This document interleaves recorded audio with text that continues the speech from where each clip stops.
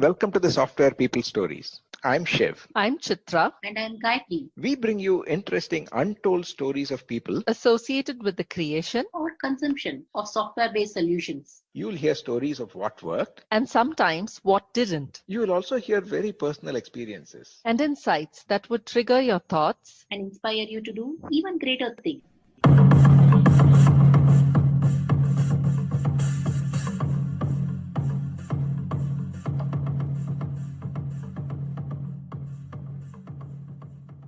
Today, we are having a very interesting conversation with Meera Chari, a senior enterprise architect with IEEE. In this conversation, Meera is talking about having joined as a curious engineer and tracing out how she moved from product to services organization and always having the customer in mind. Gives very interesting anecdotes around her own learning journey and how the whole technology landscape is shaping up towards cloud automation and cloud maturity. Listen on. Welcome, Meera. We would like to give you a warm welcome to the Software People Stories podcast today. Like we do in every podcast, we would like you to introduce your stellar career to our podcast listeners. Thank you, Gayatri. Thank you so much for you and your company for reaching out to me. This is a great opportunity for me to share my experience within the software industry with the audience at large. Like every other IT person coming out of India, I graduated from an engineering college, a very good one, definitely, regional engineering college from Tiruchirappalli. I did my computer science engineering, and way back when, more than 2 decades ago, like every one of us sailing the boat during the Y2K storm. We all took to software as fish to water. The best part, and that applies to any one of us even today. Very quickly, we learned how to be comfortable being uncomfortable. We had no clue about software. We did not have access to computers 24/7.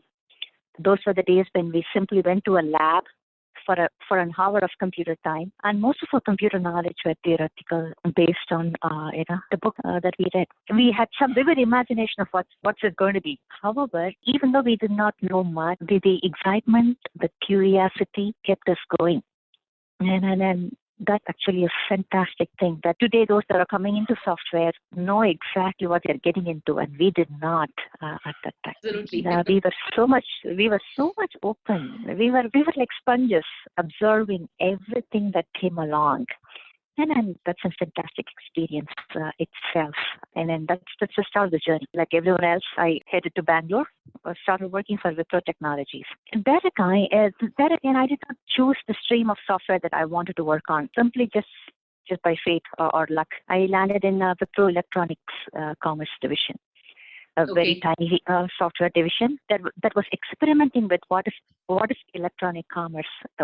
That actually was known to software industry at that time. The definition has changed drastically in the 2 decades, and then experimenting with EJBs, Java servlets, JSPs, understanding MVC. What is MVC? Understanding what about shopping cart? So that started the journey. Pretty much 9 to 6 job. Just come into work, write a bunch of Java servlet, HTML, CSS, and go back home in the evening. However, a lot of turning points happened towards that journey, right from the beginning. Mentors started showing up in my career as and when I needed, and I started paying attention to them. Today, we as software engineers and then being in the industry, we seek mentors. At that time, as a young professional, I did not know that I have to seek them. But then, interestingly, they did come along. I took the opportunity to collaborate with them. So the industry was, in fact, innovating drastically, more than ever at that time. Amazon showed us what is e-commerce, and then there is EJBs, and there is backend softwares and a layered architecture, and all that happening at the same time. So I ended up working for Ericsson. I was working in Norway with Ericsson on their mobile ePay product line. Okay, wow. That sounds fancy. In fact, yes, very, very fancy. It just shocks me looking back. I do not get a lot of opportunity in the today's fast-paced life to even turn back and talk about those, look back and then go through my fonding memories. But thanks to you, I get an opportunity today. So at that time, I was working on their mobile browser encryption to handle credit card payments on mobile devices. The And 256-bit interestingly, encryption. The 256-bit encryption that was very, very famous yes. that time. Okay. Yes, yes, yeah. The joke is I did not own a mobile device. I have not seen one. So and then that's why the learning curve was extremely deep. Was it observing, learning at a very quick pace, trying to pace myself to the future. That was a very interesting experience. Most importantly, the reason being that the browser encryption software came from another company. The actual encryption key came from another company. The device belongs to another company, and the browser plugin that's on the device is from another company. So I'm working with these 4 companies at the same time, talking to 4 different salesperson technology teams across companies, across time zones. Very, very interesting. This opened up a perspective, early in my career that software is not just done alone, just not by just one person, and definitely not to be consumed by just a set of people. Software is definitely a team sport. Yeah, it's definitely a team sport. It takes a lot of people to come together in the right way. Go ahead. I love that. Yeah. Collaboration definitely meant a lot then, and then more now to even get to where we want to make impactful outcome to our end users. So that's a very interesting journey. Kept innovating while at the same time, and my career took a quick turn from being a product developer to jumping into services industry.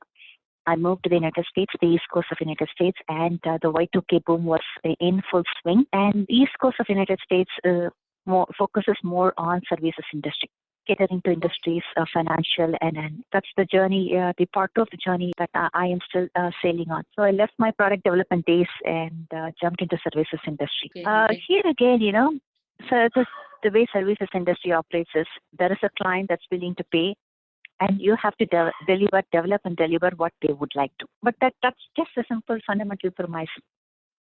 However, while sailing that journey, a lot of times, especially for a person like me who predominantly worked in the UI technologies, developing websites and web applications, a lot of questions arise when I develop software. Who is this website for? Which geography, which culture, which country? Who's our target audience? What are they looking for in a website? What should come up on the top? What should go on the bottom? What should be on the side? The colors, the usability. What is our user looking for? What are they searching for? Findability, accessibility, branding, the quick links, the top nav, the footer. Everything started emerging. The whole aspects of developing anything for the web. Okay. So that's a huge change in perspective. To keep the end user experience in mind while developing software. Having the empathy for the end user as well as understanding to some extent now, if the same thing, if you had in today's data, you will say use data, find out what they are navigating and extrapolate that. But that time it was more around interviews, having conversations with them. Yeah, we have to think in terms of their shoes. We have to think as a third person who would consume our end product, the website. We have to serve the needs of our end users and to understand what they even look for when they come to our website. The personas that emerge from the web user experience. Are they looking for something? Are they searching for something? Or simply they want to hang around, spend their valuable 5 minutes browsing through our website? How to grab attention? What's important for our business to offer to this user who has taken the interest to come to our website? So all those aspects come into picture. In fact, I regularly participate in usability studies.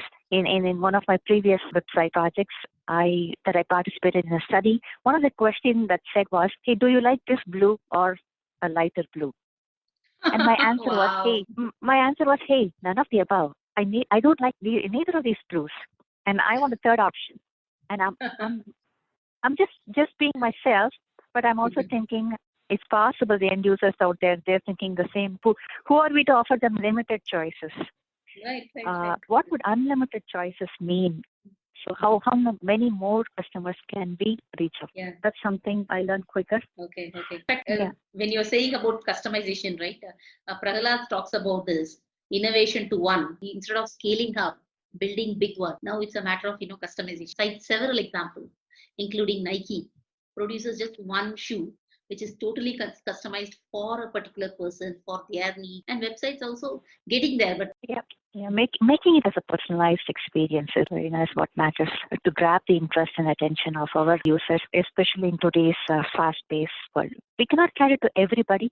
We have to clearly understand who our target audiences are and the personas within that audience. So while this is happening, I started looking deeper into search technologies.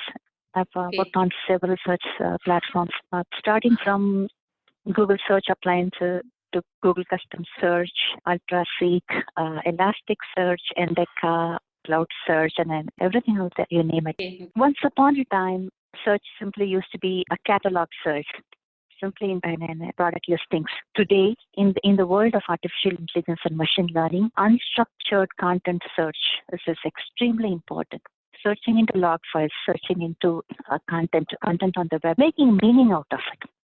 The semantic search is becoming more and more prevalent, and it is showing results. Making connections, right? Yeah. So ultimately, it all boils down to how we meet our end user expectations, how we cater to our customers. So my journey, even though working in hardcore software, being a Java programmer, always in the past 2 decades. At the same time, diversifying across layers. I worked on a database layer. I've been once upon a time being a hardcore SQL programmer, writing procedures and doing Hibernate, EJBs, transactions, queues, middleware, and then working on UI layers, Spring, Strut, all those Apache open source softwares, and then UI design. I'm working across the architecture, but my work most of the time simply was delivering some kind of software, some kind of this 3-layered application. And then something happened in my life. So it was a certain turning point. And even that actually today looking back made huge difference in my life. Okay. A typical workday at work, so 17 years ago, I have to deploy something to production. So I'm moving database tables from QA to production. And by mistake, I dropped the production database table. Oh my holy God. Of a live application. Okay. So, of course, all hell breaks loose, and talking to the director, and I'm being redirected to the system admin, and I'm talking to the system admin, and those were the days where change management process, ITIL processes did not fully exist and or understood. Today we have change management process where developers cannot deploy to production directly. There are scripts, there are QA processes, there is CI/CD, Yes. there's DevOps. Yes. This whole pipeline of stages that your software moves across finally when it reaches production. There is QA certification, there is UAT, there is n number of stages that it has to go past. But those were the times these ideas and were all in infancy or probably did not exist. So I had access to production and I've dropped this database table, and now I have to figure out how to get it back. So I go to the system admin and he tells me, just go to data center and get the tape back. What? However, there's a huge problem. I did not know data center existed. I did not know what does it mean by tape backup. I would simply come to work 9 to 6, do my software deliverable, be very good at that, get it done, check in my code and be gone. And now I'm faced with this dilemma. So I take the help of the system admin, and he realized that I do not have access to data center to go into the data center or talk to the operators. So he walks with me to the data center, and I'm putting such a positive spin on a really shameful moment that happened decades in my life. It's I not did shameful. Not know that. It's not shameful at all, Meera. It's all these are Exactly. learning, right? But Where do we build I did not ourselves up know from? that then. Yeah, Interestingly, that's true. all of us during that moment, we do not know how that is a turning point moment in our career. Looking back, I have that maturity today to understand and appreciate that moment. So fast forwarding quickly, I go with the admin to the data center, and he lets me inside the data center with his access. Oh my God, my wildest of dreams. I do not know how data center looks like, and just those racks and racks of softwares and wires and the humming and the cooling system and pipes just open a huge world. What did I learn out of this episode? I learned where is data centers. I learned that I don't have access to the data center. I now know how data center looks like. I know what is a tape backup. I also know that there is every nightly backup snapshot taken of the database and hourly backup of the database that's being taken. I also know that these tapes are being at an offsite location, and this offsite company comes to our company every day during lunchtime to pick up the tape. And I also know that I was extremely lucky to have dropped the database first thing in the morning because I was able to catch the tape before it left on the vehicle. to go to an offset location. And I also learned that given the state with the admin, he can in fact restore my database within few minutes. I saw him do magic with this tape. And I also knew that if I drop a database table, the data monitoring dashboard in the data center shows up on red, and my application is in red, and all the keynote alerts and monitoring alerts across the dashboard all show up. There is IT-wide escalation. I knew so many things existed just because of this one event. And see, in today, one is all the CI/CD may not even happen. The second is there are more people to question than actually do the work. I'm happy that they let you do it and let you fix it, and in the process learn it. Many times we are so fearful of failure. This is that's a mindset to say, okay, fail fast, fail often, and learn faster. Very great story to get started, Meera. So what do you do now, Meera? Especially for those youngsters they're starting today. You just be brave. Wear your failures on your sleeve. It's just fantastic. Look ahead and deprecating humor takes you a long way in your career. Seriously, just be comfortable being uncomfortable. Find yourself in all uncomfortable situations. For example, you're learning a brand new language out there, and do not wait to finish learning the 15th chapter of the book. As long as you cross the 7th chapter, you're good to go. Just take the plunge, start getting your hands dirty and start learning. You learn more on the field rather than waiting for that day when you will be fully comfortable. That day probably will never come. Sometimes we keep thinking that as a perfection. We keep looking for perfection. In our head, there's a term called you look for the trees and miss the forest. And, while doing all this, especially with my computer science background, experience across all the layers of technology, I very quickly understood that there were so many other software engineers like me simply working on software. They are very good in what they do. With my interactions and collaborations with IT employees on all levels, I quickly understood that software is only one piece of it. I started working with network security, the infrastructure team on a larger level. As I started leading projects, I understood the geographic latency. What is a CDN solution? How is edge caching important? How is streaming of video files important? How does the network traffic come through? What happens when someone types DNS of a domain on the website, and then how does the whole traffic get resolved? When the traffic hits the data center, what happens? How are the load balancers, the proxies come into picture? What are the security interceptors and plugins? How does enterprise security play into the whole game? Security as such in all layers of software. Network security, application security, UI security, the security at the data level, data encryption, data trust, everything. So security across as a vertical on every layer of software. Yeah. So I started working very closely.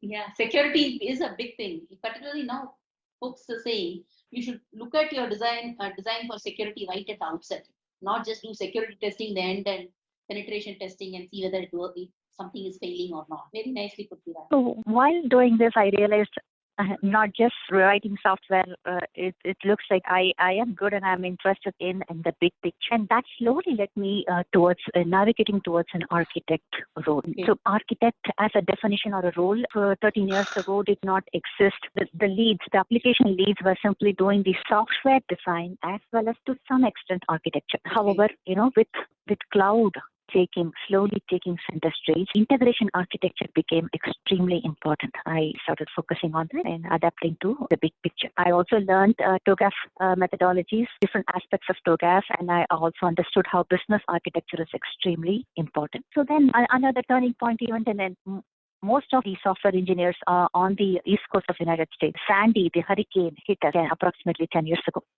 Okay. And every IT company now is trying to do disaster recovery and trying to migrate their applications to disaster data center. And then, even in my company, we were able to move few applications. Some worked well, some did not. So business continuity and disaster recovery became the center stage of all our life, all software engineers' life. Now it's not enough simply to write your software. You got to be aware of whether the underlying database is active passive or active active. How not to do session persistence within a particular application server. Instead, externalize session persistence, because who knows which layer is going to fail when. So that realization started coming in, and the applications became more and more disaster aware at every level, at every layer. So I got, and this is so part I of got being part of introduced. IEEE. Yeah, I've been with IEEE for several years now, more than a decade, and several projects, uncountable. Each one has a personality on its own, different business lines and product lines. So each one has its own nature. Okay. Which region it serves to, which kind of application, whether it's an e-commerce or a non-e-commerce, it's a website, it's a web application. Does it have search capability? Does it have payment capability? What's the underlying database? Is it real-time data? Is it transaction? That is all weaving in and out of these designs. So the TOCA's journey took me to business strategy and business architecture. Every project is paid by a particular line of business. There's always a capital budget to understand how capital is going to be spent and what is ahead in the roadmap. Companies already plan for next 3 years, spending for next 3 years at any point in time. The projects for next year is mostly already laid out. The capital budget is already committed. So it's important to understand what lies ahead. That kind of helped me gravitate towards being a strategic enterprise architect. Cloud is at the same time becoming more and more important in our careers. A lot of cloud migration applications, especially the early ones that I have done, were all simply lift and shift. Very easy, simple applications sitting in the data center, simply move them to cloud. However, now the more and more cloud migrations that I am seeing in my career are extremely complicated, has deep-rooted integration with enterprise systems in the data center. Some of the very complex business processes. And how do we move them? Should we move them? If so, what layer of the architecture do we move? Because we cannot move everything. What makes sense to move? What doesn't? There is a whole strategy around cloud migration itself. Should we re-architect or should we completely redesign? So which first, you're talking about more from a roadmap as well as the risk that has to be managed during the whole process. It's not that the business just stops and waits for you to completely migrate and then get started. It's a continuous business. We cannot disrupt the business that's bringing in revenue today. So how smoothly to do it? What is the phased approach? And definitely, you said it right, risk mitigation at every layer of software. That's something the industry as such has learned very quickly. Where is the big picture? Where is the company heading to in terms of strategic roadmap and the business architecture? Why is this very important?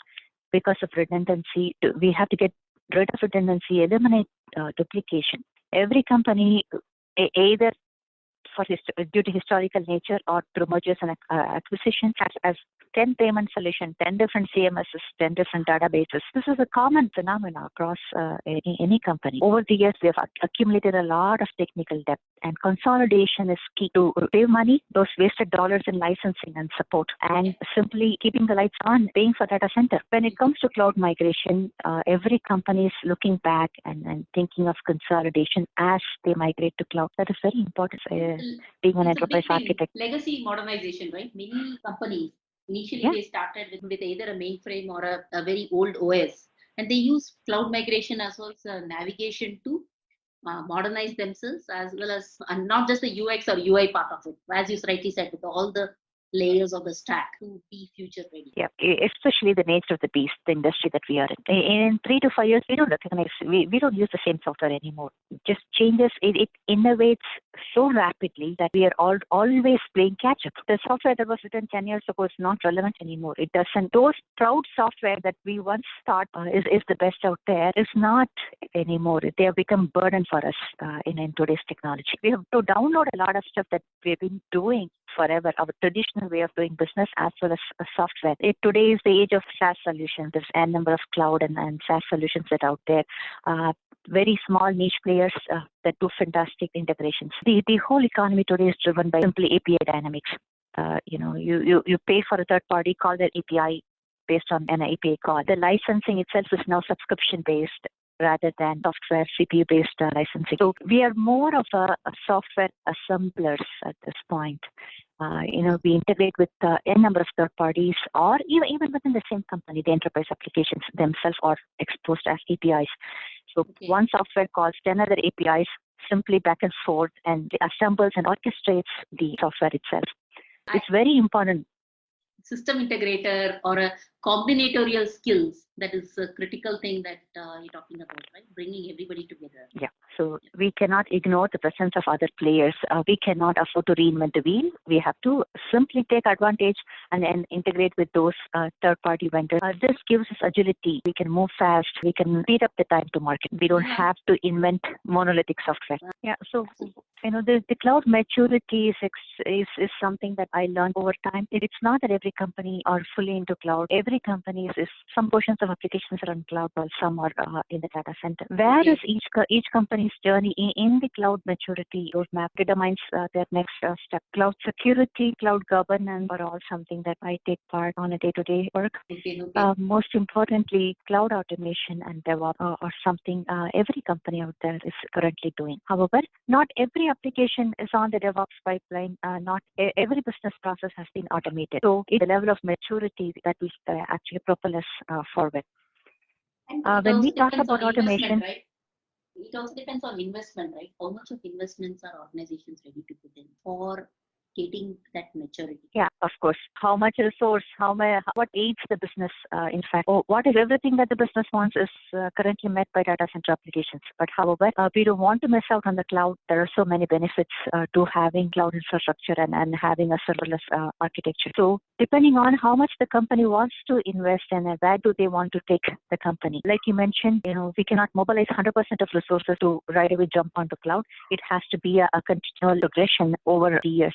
Most importantly, just not just moving 1 or 2 or 10, 20 applications onto the cloud. There has the whole cloud process has to be normalized and it has to be operationalized to even reap benefits out of it. Simply doing cloud, manually provisioning a server or manually configuring a database and then deploying application is no good anymore. Complex CI/CD pipelines and DevSecOps are all today is out there, and then those needs to be followed and implemented as well to completely benefit out of cloud. Otherwise, just moving to the cloud for the sake of it is not going to make a dent on the return on investment. Absolutely. I recently heard that a couple of years back. This is cloud reliability engineer. Earlier we used to call data engineer, database engineers, right? Now it's very specific: cloud reliability engineer, cloud security engineer, cloud DevOps engineer. The kind of resumes that requested is very, very specific and requirement of experience in that particular stack or area. I'm amazed as to what future can hold for us. Yeah, you're right. It's very important to realize the role of such talent in realizing a full return on investment on the cloud. Simply to provision a server on the cloud and move an application, define the web application. May not need those sophisticated roles.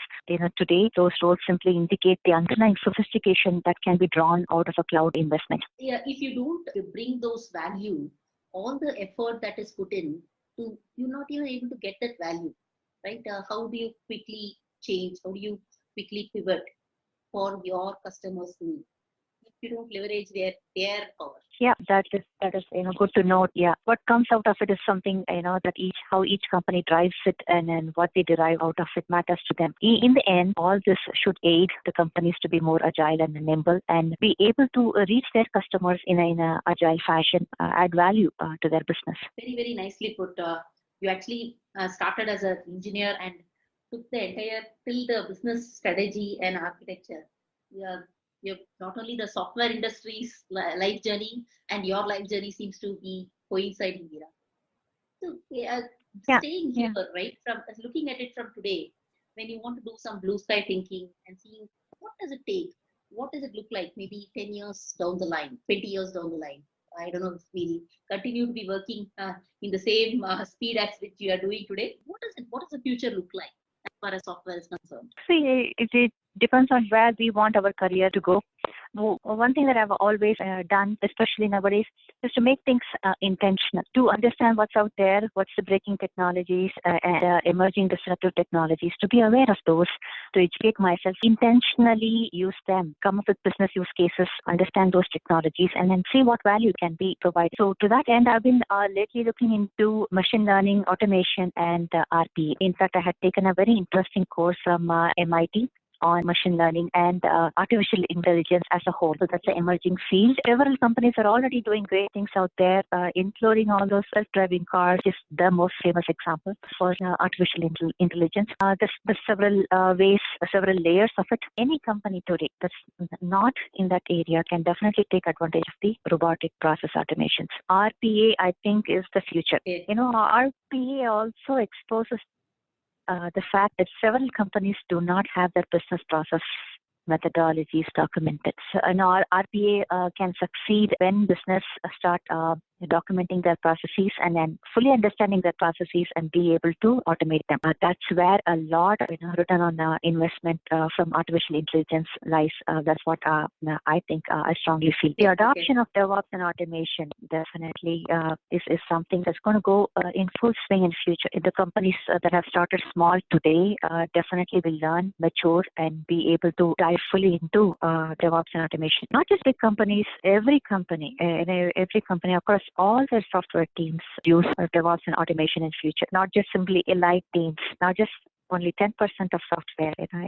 Everything should go will undergo the transformation of DevOps and automation. So I definitely think AI, robotics, and RPAs are the future of this industry looking ahead. AI, including all the deep learning and all the sub branches and subcategories. It is also very exciting, right, to be a software engineer today.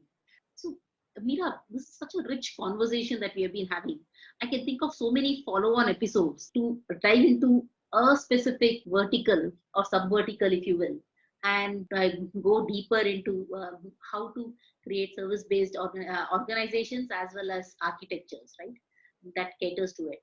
So, given the time, I just want to understand, are there any key takeaways that you want to share with our listeners?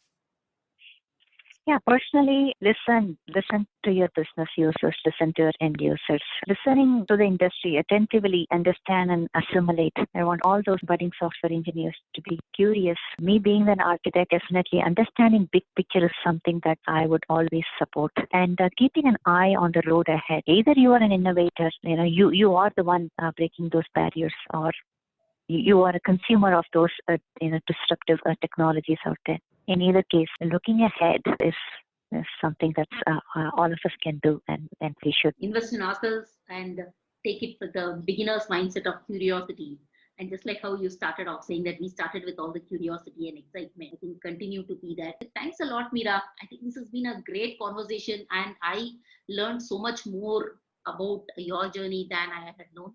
And thanks for your time a lot. Yeah, thank you so much, Gayatri, for this opportunity. Looking forward to more such interesting sessions. I'm a big fan of the podcast that you publish, and an ardent listener, and I learn a lot from those podcasts. I'm just giving back to the community, and I love it. Thank you.